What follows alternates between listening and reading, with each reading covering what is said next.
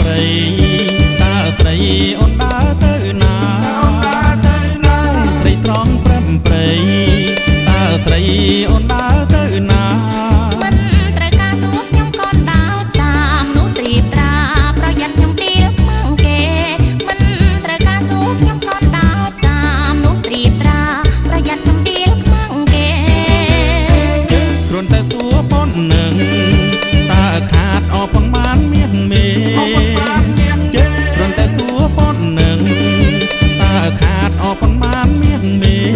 ខាតមិនខាតក៏ខ្ញុំខ្មាំងគេដែរព្រោះខ្ញុំខ្មែរកូនខ្មែរអ្នកមានពូជខាតមិនខាតក៏ខ្ញុំខ្មាំងគេដែរព្រោះខ្ញុំខ្មែរកូនខ្មែរអ្នកមានពូ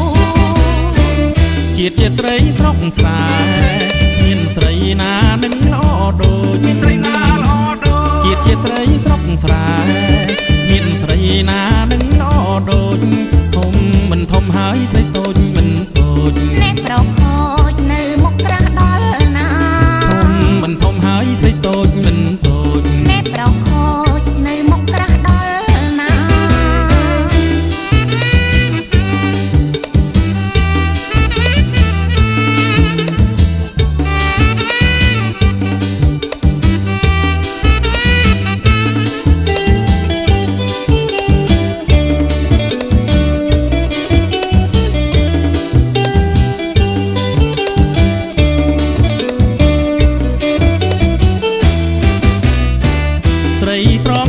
ព្រៃតើស្រីអូនដើរទៅណាស្រីស្រងព្រំព្រៃតើស្រីអូនដើរទៅណាមិនត្រូវការសួរខ្ញុំកូនដើរតាមនោះត្រៀបត្រាប្រយ័ត្នខ្ញុំដៀលខ្មាំងគេ